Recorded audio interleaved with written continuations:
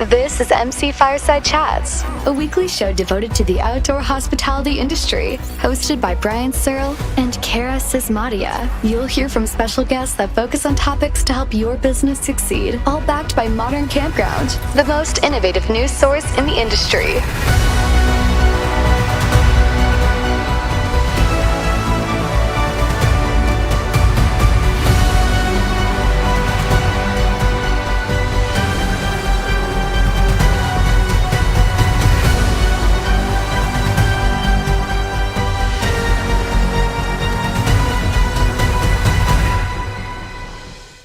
Welcome, everybody, to another episode of MC Fireside Chats. My name is Brian Searl with Insider Perks. We are missing a ton of people today. Ruben, I think what we should do is we should overbook like the airlines. And then if we have too many people, we can just kind of pick people at random who can't appear on the show. We'll invite up. Yeah. Seem to, it's either technical issues or people run into things. So we're missing Cara today. She's at, I think, another RVDA meeting or something in Saskatchewan. So she won't be joining us. David Korse is supposed to join us with the Glamping Show. Had some kind of last-minute emergencies with his other business, so we really hope everything's okay with David. And then, well, both Davids, David Korse, here to talk about the Glamping Show, and then David Smith, one of our regular guests, couldn't make it as well. I don't know if we're missing anybody else. I think Irene's supposed to be here from, where's she from, Ruben? I'm sorry. Fields of Michigan. Fields of Michigan. Okay, so Irene, and then we have another guy, Robert, from Firelight Camps, who's going to be joining us hopefully next month as well. So eventually we'll get this whole glamping thing sorted out and it'll be awesome. But in the meantime, well, we've got at least Mark and Kyle here from BaseGlamp ReVivify, his new glamping place in Washington, Cleellum. And I still I do some of their marketing and I still mess up the city name every single time I talk about it. So did I get it right, Mark? You did. You got it right this time. All right, it's awesome. That'll be the one time all year. So, but yeah, super excited to have those guys here. They're going to tell us a little bit about what they've got going on and some of the really cool events and stuff like that. Ruben, before we get started with that, is there anything kind of new that's crossed your desk? Perhaps we should briefly talk about the Glamping Show on behalf of David. It's coming up. Yeah, no, I'll channel my inner David, but we're excited for the Glamping Show that's coming up here in October. So still tickets available. I think, if I'm not mistaken, the indoor and the outdoor space is pretty much booked up, which is great. So might be some last minute spots to pick up as a vendor, but we're excited. A few new things. There's glamping on site this year for the first time, which is either good or bad in October in Denver, because you never know if you get 7 feet of snow or if it's going to be 110 degrees. But we'll find out if they stand up, right? Because I remember the last time I was there in person was the 2019 show, I think. Mm-hmm. And we had that 3 full days of sunshine, and the last day it snowed on everybody outside. Right, exactly. Very, very Colorado. But it'll work out great. Excited about that. We've got the investment connection, which is happening on that first on the Monday, which is 7 AGA members will be pitching to a room full of everybody in the space. We have the Glamping Basics session, and then of course all the other great speakers and things that are going on. And so every year it gets bigger and better, and it really is fun just having everybody under one roof, like-minded individuals. It's very re-energizing, especially for some people after a longer season as you get into October and maybe things are winding down, and just to just see old faces, meet new ones, and see all the fun and exciting and creative stuff that people are doing. It's fun. So I'm looking forward to it. Brian, I know you'll be there. Looking forward to seeing you and everybody else. And so yeah, if there's any questions, feel free to reach out to us and we'll help you out along the way. But looking forward to the event in October.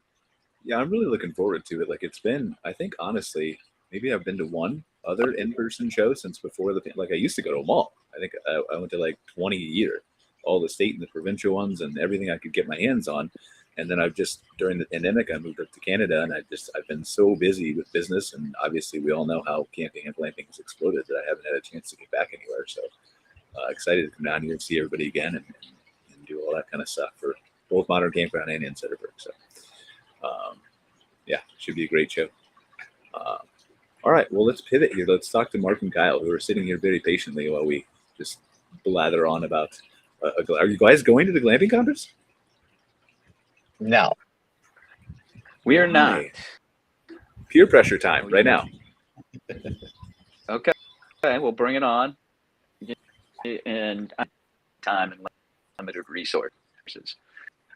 So that's all right. Certainly understand that. That's why I haven't been back, as we just discussed. So yeah.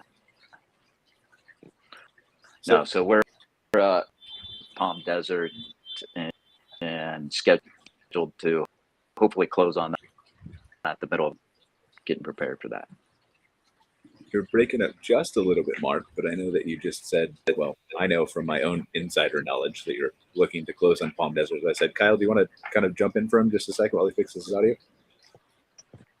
Yeah, we're wrapping up a really awesome season of getting things going on our first glamping property, and we've been doing really well, and we're excited to pivot and recreate that experience down in the desert outside of Palm Springs, kind of between San Diego and Palm Springs in California, to give people, kind of extend the summer season for folks. Like you said, it's getting cold, snow is on the way, but if we just go south like the birds, we can keep it going a little bit longer, maybe into December, January.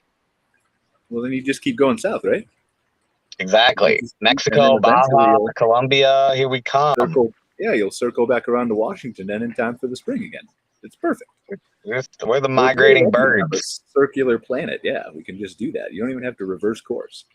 But really, we had you guys on the show specifically, I think. The intention here was to talk about some of your unique things that you're doing. And obviously, we all know that glamping is very unique. There's lots of people, Ruben knows this better than anybody, in the space doing thousands of different things with hundreds of different types of accommodations and all kinds of experiences. But one of the things that really sets you guys apart is some of your events and things that you have and continue to be putting together, right, at both locations. You want to touch on those a little bit? Or?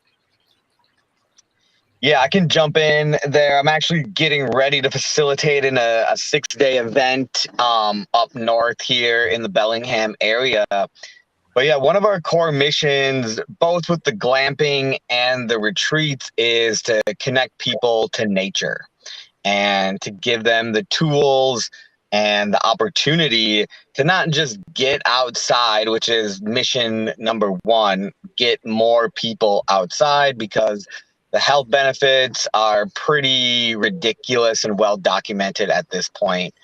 But to also give people the tools to participate as humans in the ecology, right? We are a human animal. We have been in a participatory relationship with our environment since the very beginning.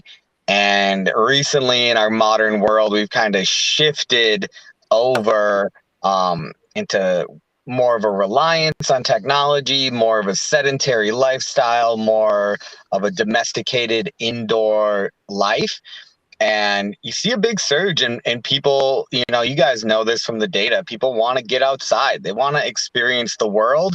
And we give them a safe, inviting, comfortable place to do that. That's, it's not a survival trip. You're not like building a shelter and sleeping on the ground.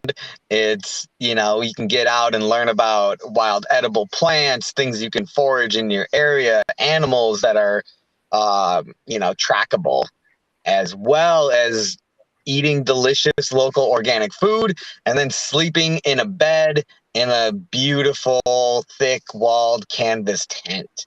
So we're trying to kind of marry this idea of kind of like Paleolithic lifestyle with modern conveniences and help people reconnect. Yeah, Mark, you wanna jump in and add some?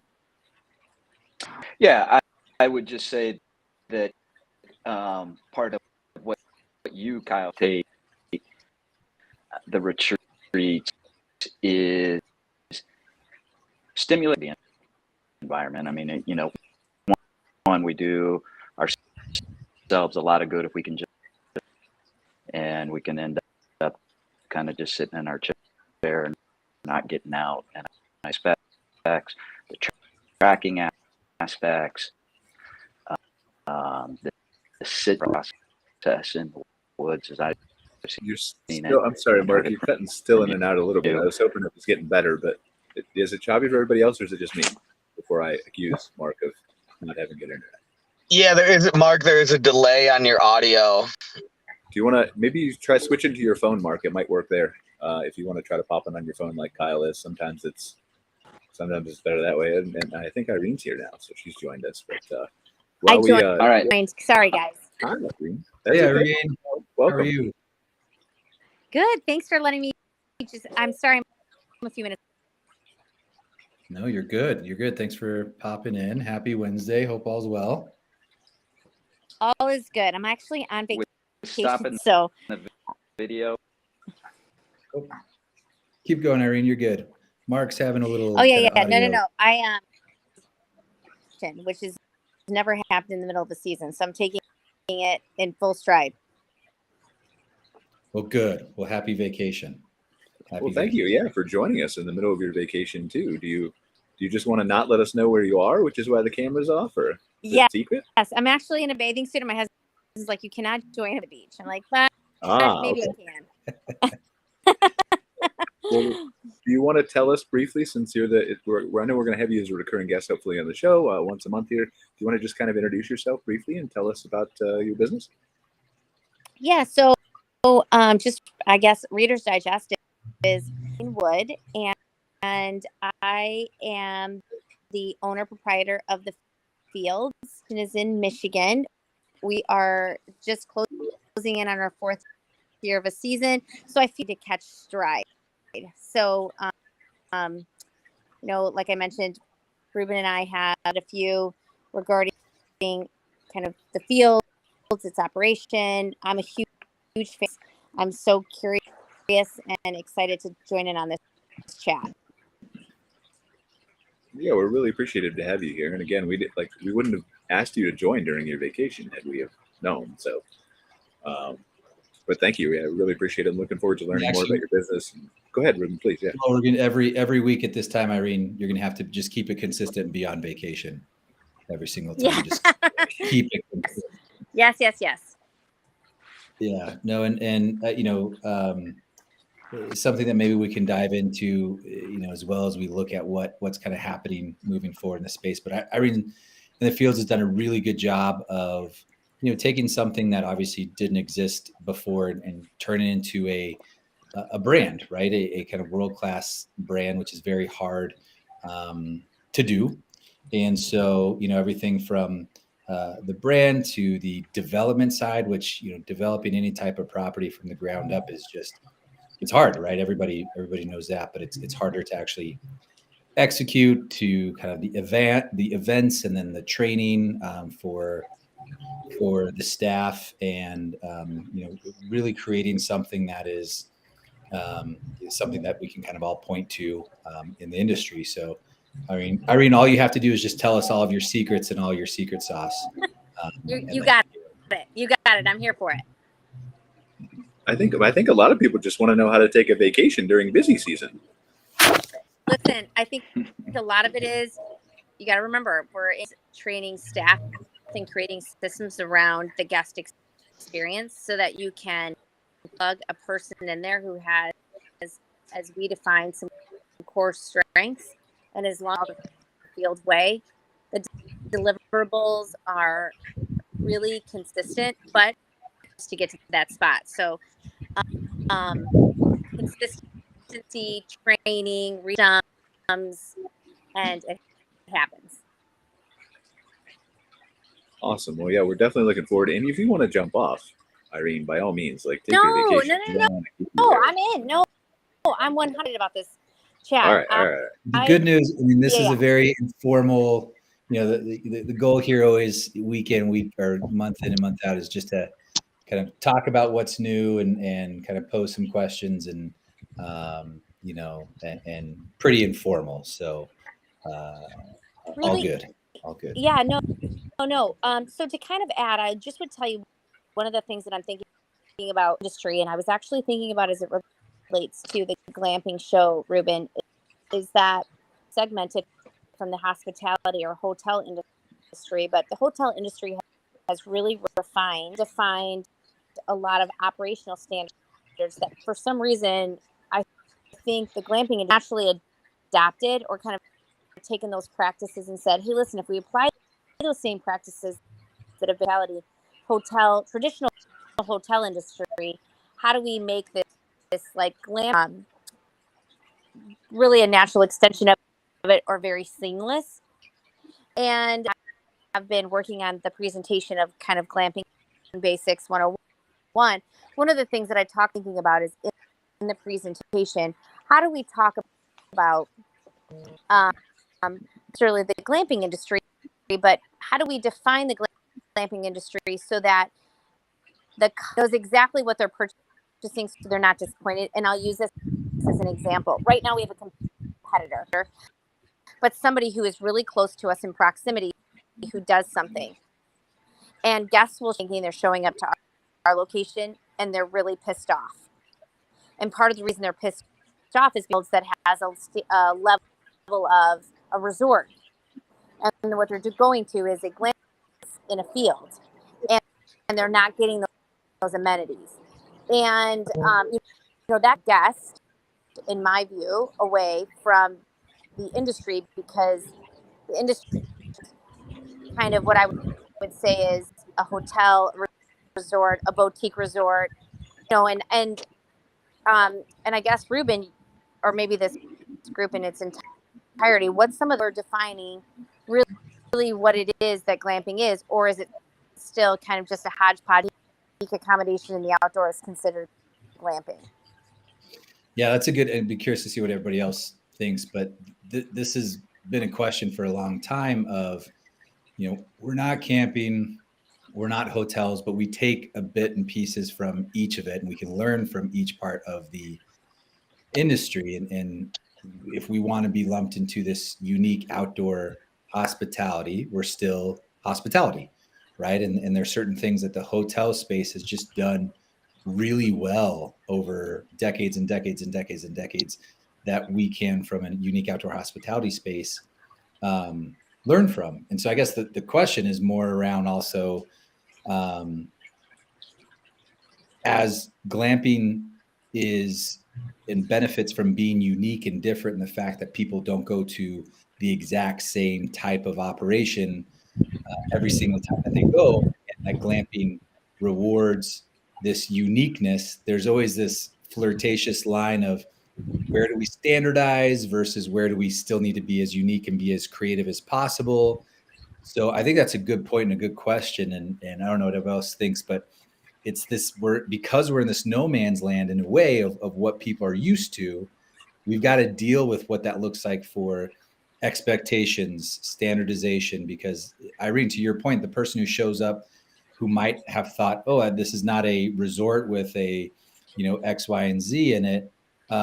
That's not necessarily a bad thing, in that if every place is exactly the same, we become a cookie cutter industry that then we become like the other industries, right? And so I think it's a line that we'll continue to flirt with, but something will have to shift at some point where I wouldn't call it standardization, but more best practices and standards to help people. But I don't know. I think it's setting expectations, right? Like both from an industry's side and as well as Irene's talking about an individual property side as well. So they know what they're expecting.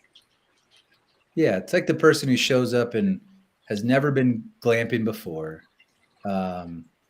thinks it's something that it's not, right? Because maybe it was advertised differently. They thought it had a bed, but then it's a mat on the ground, or maybe for whatever reason they never go glamping again. And that cost of acquisition for every single user becomes higher and higher when we can't keep people to come around and go again and again. And for some people it might be, we in the past too, we've always heard these comments of people who write in and say, I saw a snake, or man, there was bugs. It's like, yeah, you're in the outdoors. That's just gonna happen, and you got to deal with that. And maybe those people aren't right for the space, and they should stay in hotels. But I think a lot of the growth over the last 3 years, 4 years has been this, glamping continues to be this gateway to the outdoors, and the people that we can take from the hotel space that said, and I'm used to going to hotel, staying in Dallas, staying in Nashville, going to San Francisco, staying in a hotel and going to do whatever. Now, sure, they're not going glamping every weekend, but it's part of their repertoire. The industry as a whole continues to reap benefits when we can get those people who use glamping as this gateway to the outdoors because maybe they didn't grow up in the outdoors. And what can we do? I think we'll get them in the door, but the bigger question is, how do we actually keep them? What does it take to actually keep them coming back, again and again? Yeah, I think gateway to the outdoors is a really good tagline. It's a really good idea. Like, you're going to be outside, like you're going to be experiencing bugs and inclement weather, and it's not heated, it's not air conditioned, so it is like this gateway to the outdoors. It has both like the lovely, beautiful things of nature.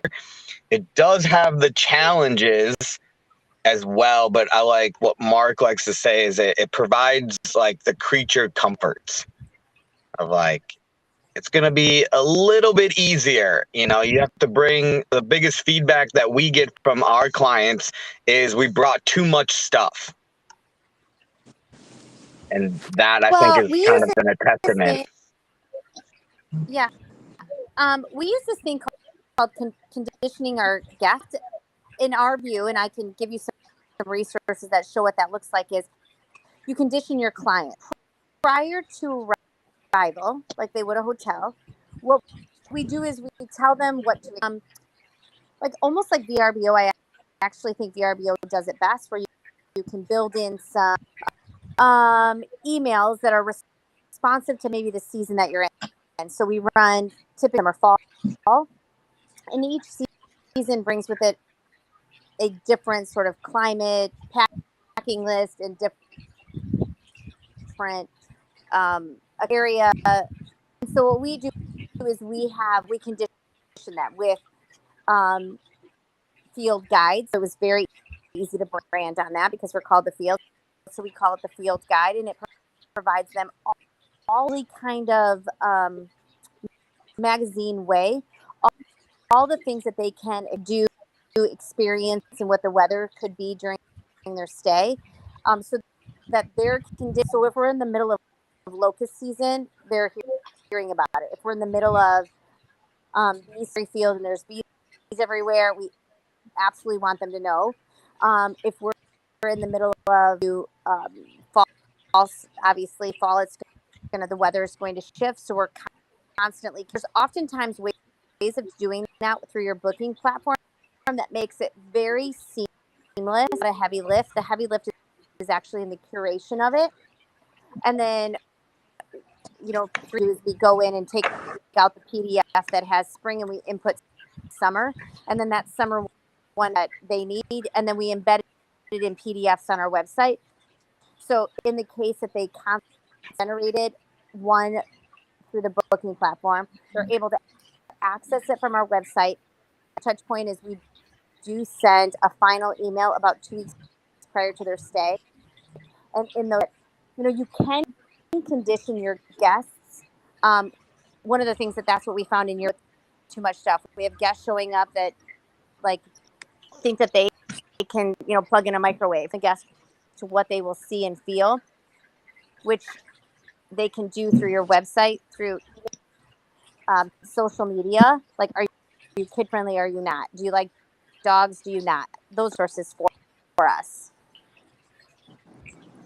Yeah, I think that's the key right there, Irene. Somehow, if we're going to standardize on something, it would be a process on how to set the right expectations with the customer, because we are admittingly glamping light, right? I'm sure we don't have the sort of amenities that you do, but we're in a really unique, hard to get to kind of spot, and that's part of the appeal.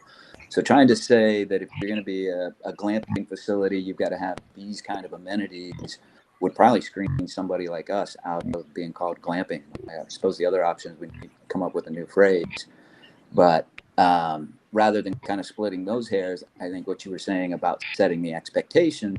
So when someone shows up, they know what they're getting into, what kind of amenities they're going to have, and what to bring, what the season is, all those things you just described. Yeah. And Again, if you go ahead. No, just quickly, and then Irene, please jump in. But what I like about that, and that makes a lot of sense, is it's the word expectations, right? If somebody feels like there was going to be Wi-Fi there and kind of the full white glove service because it was maybe misrepresented on the website, or maybe it was just, again, nowadays people's attention spans are 6 seconds, so the information could be clearly on the website, but then they just didn't see it, or but it's that situation where when expectations don't align to reality, that's when it's a big deal. If we tell people it's a basic pack, here's what it is, there's no frills, X, Y, and Z, people know, okay, that's what it is, everything's fine, right? But when there's that misalignment of, for whatever reason, it could be the host fault, it could be the guest fault, maybe a mixture of both. That's when I feel, yeah, exactly that misalignment causes a lot of friction, and then some external damage too, because then it's that whole, simple phrase that we've known for ever and ever. When somebody has a bad experience, man, they love to tell everybody, right? They have one bad experience and they shout about it from the rooftops, and they have a great experience, they still shout about it, but sometimes not even as much as a slight bad experience. Go ahead, Irene. No, I was going to say for sure. I mean, I always say we have 6,000 guests this season. I think we have 35 maybe on our like Google or Travelocity or Yelp or whatever it is. I don't, because I do know, but I can't, I think it's Google. And, but I have year return guests, and, a lot of the noisiest guest is the guest you are, obviously if you're striking, I always use batting averages, but we'll even be better than batting averages. If you have success rate, 90% of your guests that are leaving that are incredibly happy with what it is. There is the 10% for us, but let's say 2% of guests that are just miserable and frustrated. And I just either we fucked up, we messed up, didn't deliver in some capacity. That happens. And then you have to eat it, right? You're like, no, 100% we did it. Or that there are unreasonable expectations, which happens as well. But I think that's one of the things for us, like, how do you define glamping? Is it the word, again, like motel, unaccompanied, meaning you're just checking in, nobody's there to host you, it's untouched. Automatically put the user, which they are users, lines the user with exactly what it is that they're looking for. Because, at the end of the day, we're no less than 15 touch points with a guest in after their stay. But that's what we modeled after. And for us, that was what we defined as success. The reality is that there's a lot of different operators that are out there that are wanting to, maybe they're having a couple of accommodations on some property that they already own, and that's a success for them. And we can't deny values of success on them. I have to be able to say that, even still glamping, or what I see to be experiential, I can't diminish what somebody else could.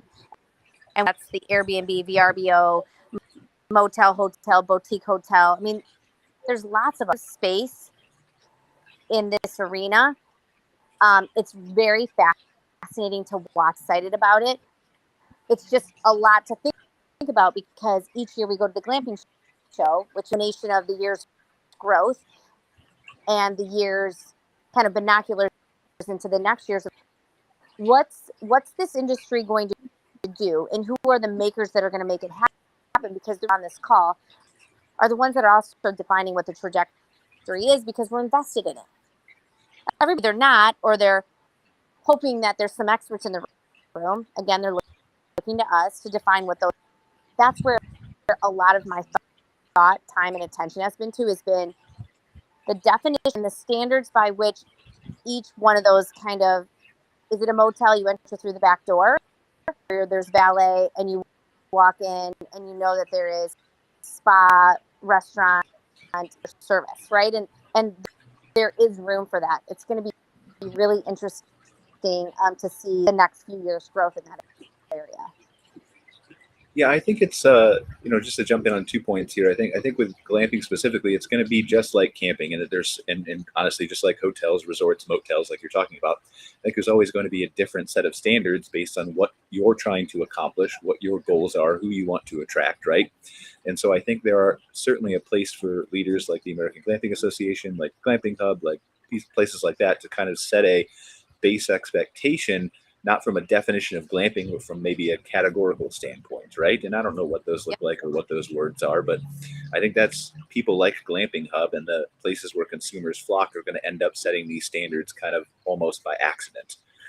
And then you transition to the kind of expectation from the individual property level, and that's again communicated through all the ways that we're talking about. It's not new to glamping. It's the same thing that's happened at hotels and campgrounds for 20, 40, 50 years, right? Except 50 years ago, the only expectations you had to set were on the billboard on the side of the road and maybe in the Good Sam guidebook that was printed. And now you've got to set expectations on Google My Business and your website and your email and your staff communication and over the phone and on chat and on 20 other places, right? Like you're talking about all your touch points, Irene. And so it takes some investment in either a person to help you do that or staff time to do it or you to do it. But those expectations are being shaped by how you present yourself. And if they're presented in a wrong way, not only are you going to lose business and potentially not attract more in the future, but you're going to not have the type of guests that will have the experience that you want them to have. And kind of funny enough on that, I mean, when the association first started, the mandate that people had at the beginning was this standardization, almost this to define what a glamping unit is or isn't, and to create a star system, right? At that point in time, I think it was still, I think glamping in general is still nascent and young compared to the hotel industry. I don't think anybody would argue that, but we made the decision not to standardize that or define it because we felt like at some point it would make sense, but to what benefit, right? So for example, back then, if we would have said, here's what a glamping unit is or isn't, like we didn't really accompany containers or domes or things that were coming to light and were really innovating. And I still think that the US glamping market compared to some of the other international markets is very, American spirit, right? Where it's very innovative. There's something new and different every week. And to contain it in a way or define it, I think has some benefits, but the question is going to be to what benefit? Because it obviously has some negatives, right? You put something in a bucket, it doesn't allow it to naturally grow. You don't let the market decide. You don't let the innovation really take root and shape. And what does that do? But then you look at it on the other side, there's always that argument of, well, it becomes harder to grow at the county level because counties don't know how to define this and they need some type of standards to be able to approve it. And investment needs some type of standardization because they also need data around it. They want to classify it because they need to put numbers together so they can figure out how risky this is. So it's interesting because I don't know the answers to most things in life, but this one in general, it's interesting because it's a conversation that's been going on for a while. And I guess my mind always goes back to what end, right? Like by the industry is still very nascent compared to the hotel space. And by making some of those calls or decisions or whatever that might be, I think will eventually happen. And then the question is going to be to what benefit? Because we've seen this, Brian, to one of those last conversations of what has happened in the RV space and how that has kind of caused some friction when it comes to the nasty S word of standardization. What does that do for us, right? And I think there's good and bad, and I don't really know where we are with it, to be honest. I think the easiest way to set standards is just to continue to guide people with best practices, and then you kind of set standards without calling them standards or intending to, right? As we educate more people on, just like in campgrounds, why does we educate more people on Wi-Fi is important and clean bathrooms are important, which seems like we should already know that, right? But there are still new operators coming into the space. There's still people learning. There's still people understanding. But those are, I think, are kind of, as we repeat those things over and over again, setting standards without setting standards, if that makes sense. Hey guys, this is a great chat. I gotta go. but I'm really loving it. I'm stoked you guys are doing this. Thanks again for the opportunity, and I look forward to watching this later. Thanks, Kyle. Appreciate you joining us. All right, take care, guys. And sorry, I didn't know if anybody else. I couldn't agree more. You know, I think one of the things that, and Ruben, I'm excited, and I think that this is an opportunity too, because you're sitting in a room with, say, 200 brand new operators to define what it is that they are going to do with their business. And in doing this, and I have this 5-acre land, land conditions and zoning allows me to do it. And I can call myself Glamp, but I could then have a location that has sites to have these amenities, and those amenities would allow me to call myself X, which then would allow Y. I might make the investment to do that.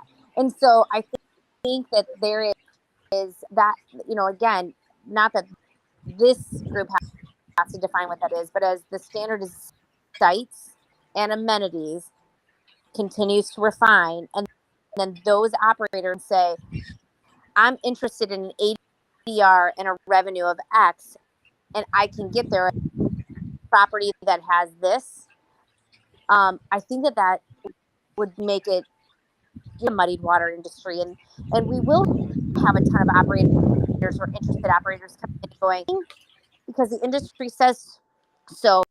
How do I zero in on exactly one or brand business? And, you know, kind of back to kind of what we chatted about the fields. It has one location license. I know exactly what I would tell an operator that they could do in order to call themselves a fields, and then kind of a glamping resort.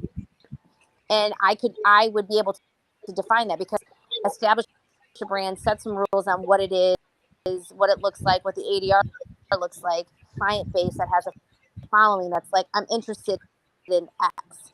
And there's not been a hospitality industry that's had the runway, the accessibility this has.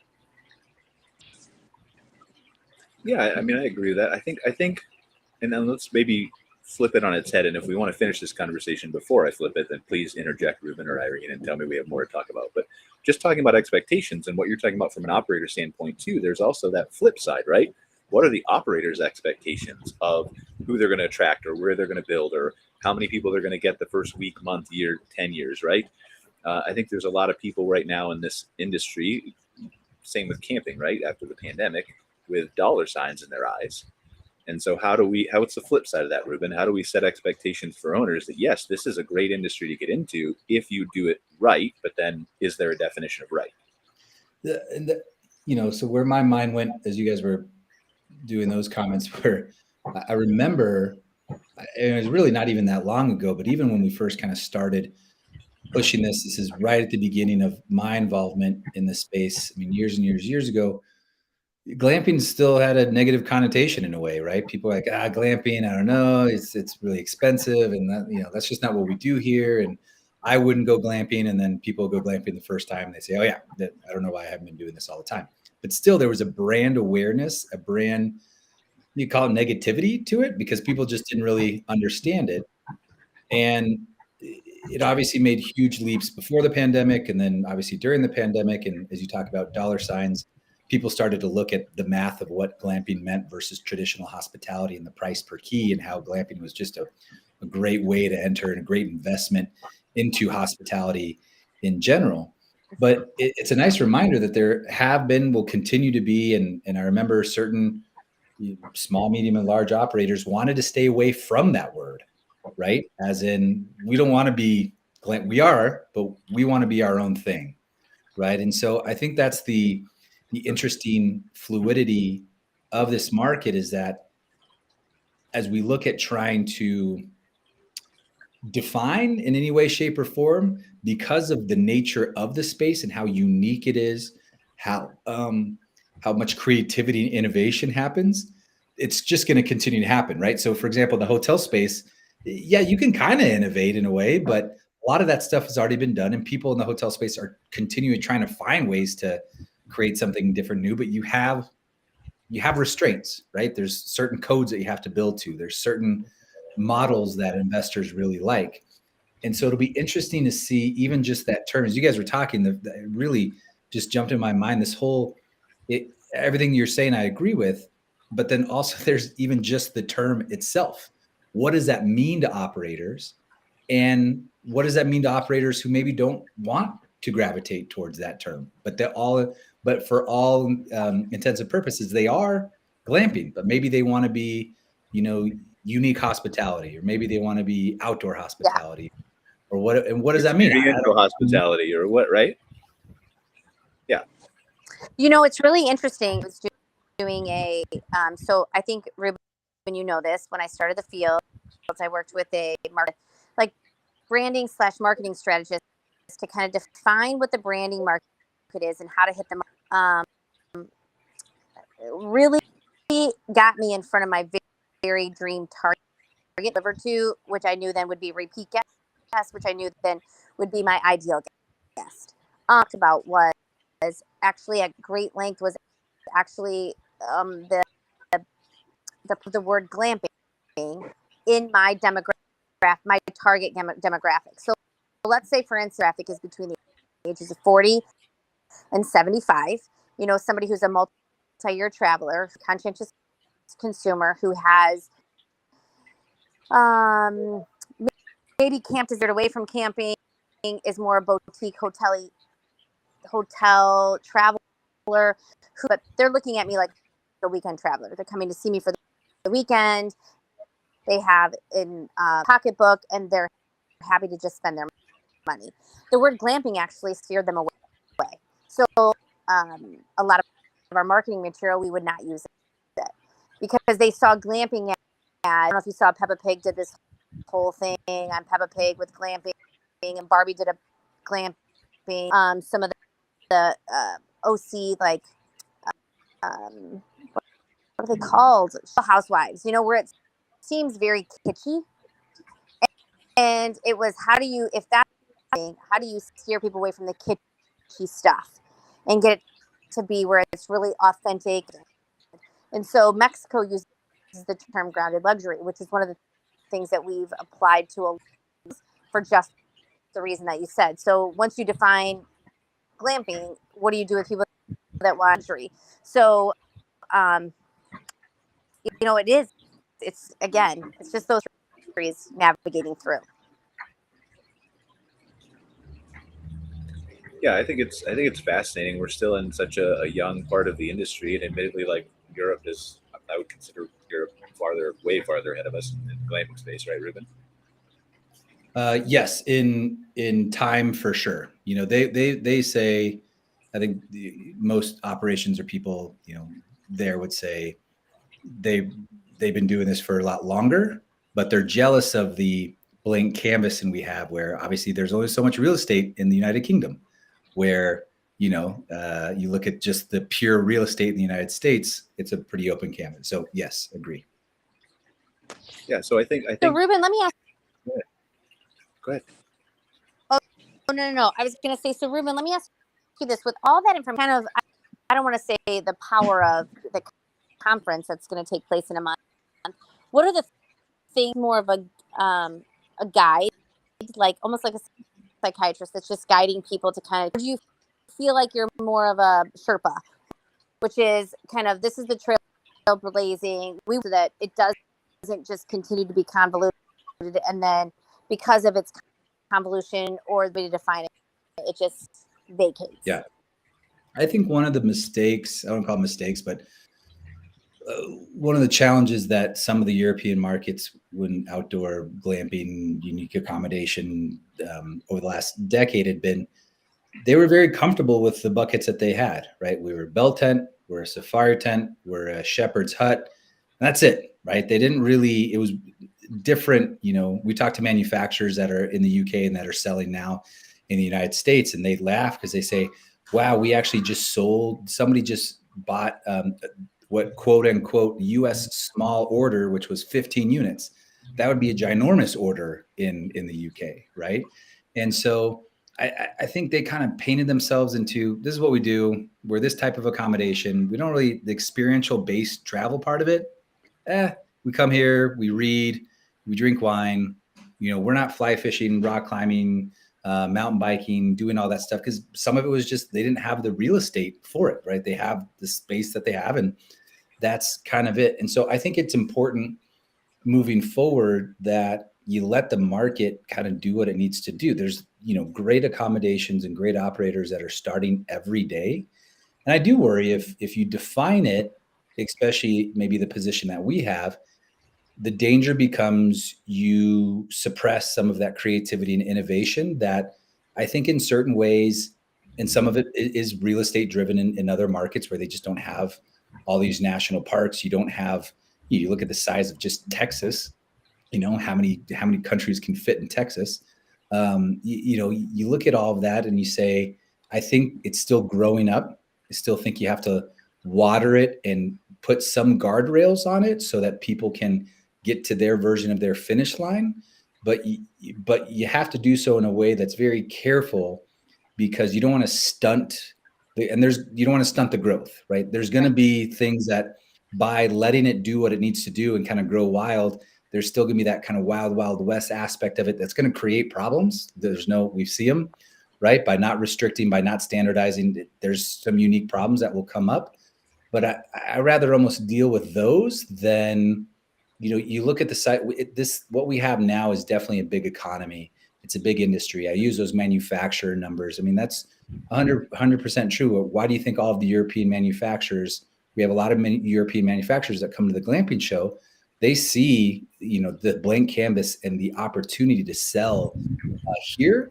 And not that the European economy for glamping has plateaued, but, it's going to have limitations, right? And you look at what they can sell in one country in Europe versus what they can sell in one state. You look at just even Texas right now, everything in the Texas Hill Country has gone bonkers for development. I mean, I don't know how many new ones just went up this year. And so I think there's a level of just guardrail, as you say, and Sherpa, like you said, Irene, of making sure that it's moving in the right direction. But I choose being able to deal with some of those wild, wild west, issues that might come up versus stunting growth. Yeah. Well, and I think I agree with you. And that was kind of back to my, I'm sorry, Irene, that was back to my kind of what I was trying to get at. My original point is not setting, I don't think you should define it either. I don't think you should set standards either necessarily. But I think by having the weekly calls with the AGA, for example, by having the individual conversations that you do with so many people, Ruben, by having shows like this where Irene and Bobby and David and everybody is going to contribute to this discussion, I think you're going to help set those guardrails. I think, my 2 cents in hearing everybody talk is, Ruben, you mentioned early on there was an evaluation or consideration to defining stars. What's a 1-star place? What's a 2-star place? What's a 5-star place? And that can, I think, help guide some of the expectations as far as what the amenities might be, and give people to shoot for something to shoot for, that if you want to be a 5-star, well, here's what that means. If you want to be a 4-star, we back out some of those things, and here we are. And it can help with the expectations of the operators who are trying to get in this, and where am I going to be, and with customers and folks that are wanting to come visit, as far as anticipating what they're going to get. Go ahead, Irene. Sorry. It's so interesting because I agree. I was thinking about, I agree with it all. One of the things I would tell you is, everyone knows this, I get a lot of aspiring operators who, and I think it's, there's no like franchise show where there's, the franchise for the field, collective retreats, and you're going out and you're getting a book and you know exactly how to plug and play some formula for success, or formula for, and that's success. And some of it is that because I want every fuse and not want them just my natural tendency is just go.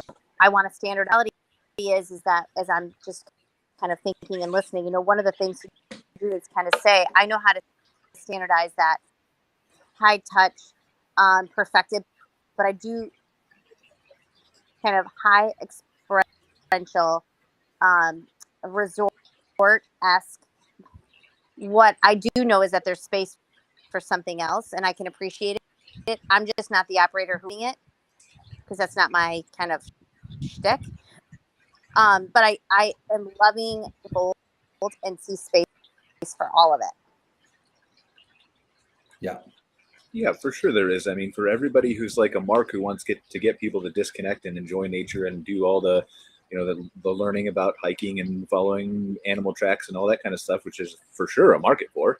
There's somebody who also wants to bring the modern life as close to nature as possible and give them all the techs and gadgets and gizmos while they're still looking at trees and reflective houses and all those kinds of things. And so I think you're right, Ruben. Again, it's all circling back to the same thing. I think we can set guardrails without setting standards, and I think that's a perfect approach. Yeah, and good. The unfortunate or fortunate thing is that there's been, last year I have unofficially, jokingly but not jokingly, kind of dubbed it the year of development. Right? There's just unprecedented amount of development, construction, land acquisition, hotel groups coming in. I mean, I just hadn't seen anything like that before. And so we'll continue to see more and more units on the ground than we've ever seen. And at some point, I don't know when, to your point, you have these different categories within the space, the high touch, the low touch, the more amenities, less amenities, 100 units, 10 units. There will be enough data at a certain point, 5-10 years down the road, where that consolidation in the space will need to happen, because there'll be some losers, right? There will be some that, they can't compete. Maybe now that there's 10 other glamping operators in a 5-mile radius from them, maybe things shake and, since we've gone through the pandemic, I always say I'm done predicting, because I just think it's kind of a fool's game now in certain ways. But with the amount of development that's happening, something will shake up, and there'll be, I don't want to call them winners and losers, but, there will be more data and information around what really works well in this space and what doesn't. I think we're still at this time and point in the space where we're yet to see some of the best operators. We're yet to see some of the biggest growth. We're yet to see some of the most creative projects. We're yet to see most things, right? We're still very in the infancy stage of this, right? You think of the amount of time that even just RV parks have been around, that campgrounds have been around, that hotels have been around, bed and breakfast. We're nowhere near that, nowhere near that here in the States, right? So we have to let things play out and shake out. And at that point in time, whenever that is, it'll be interesting. It really will be, to see for lack of a better term, the kind of the category winners. Well, and I think what you're seeing here is like in every industry, right? There's a line here, and I don't know how to my finger's straight on the camera, but there's a line here, and we're going to keep pushing that forward and pushing it forward and pushing it forward and pushing it forward. And so there's always forever going to be winners and losers. And that's going to be defined by what they choose to do and not do, and where they choose to locate and not locate, and how much research they do or don't do, and whether they continue to innovate what they've built. And that's like, I read a fascinating stat the other day.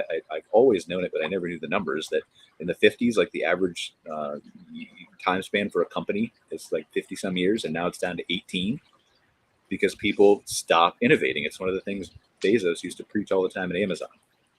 And so I don't think there's anything wrong with winners or losers, because I mean, for me, from my perspective, I like losing because then I learn how to do it right? And so as long as you're willing to lose in a non-fatal way, lose little in the beginning, right, then you can adapt to that and you can become a winner. I like that. All right. Well, everybody else is going to be quiet. We got 6 minutes left. Is there anything else that you guys would like to share? Oh, Irene's not going to be quiet. Okay. No. I guess one of the other questions I have is, what is your Ruben? Everybody's going to be headed to the Glamping Show, but what are the ways that we can be supportive, right? Whether it's through social media, whether it's through invites, whether it's through reach-ins. To you. That's a good question. I've always said, and this is just kind of where we sit in the industry, but the best thing that people can do right now, from what you do, Irene, Mark, Brian, everybody, is just make the best version of your business as possible, right? The more successful you guys are, the more innovative and great things that you do, everybody looks at you and says, wow, that's very inspirational. that's kind of where I want to be X amount of years down the road. And because of how new still the space is compared to other hospitality industries, the more success stories are, the more great experiences people have, the more proven business models that we can point to, just allows for the industry to really move in the right direction as it has been, but still continue to move in the right direction. And it's the whole kind of rising tides, analogy. And that's really the best thing. I mean, it's kind of a selfish thing, but it's almost like you do you, be the best version of you. And that really positively affects the whole industry because of the more business you guys are doing, the more places people have to stay, the more good things that they're saying, the better reviews.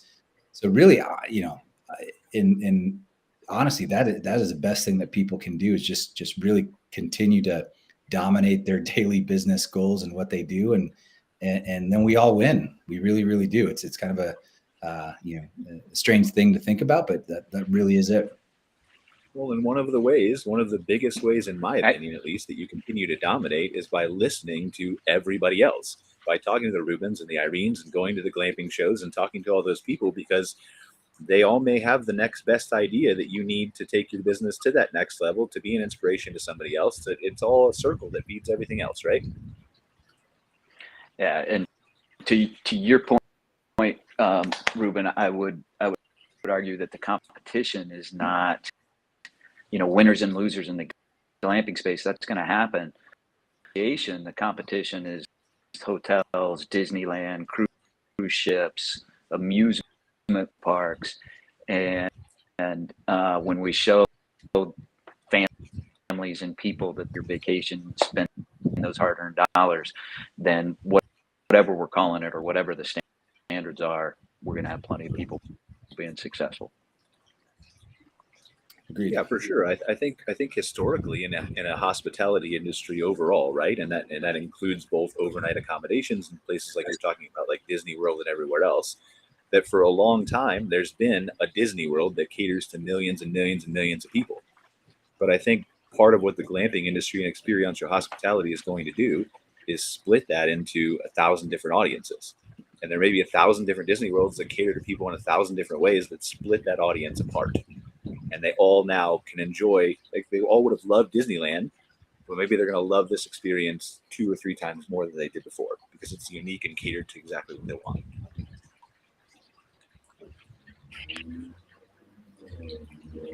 Is that too? Well, Ruben, one of the things I would tell you, no, I agree with all of the above. I think, just the level of excitement is what I'm just fascinated by.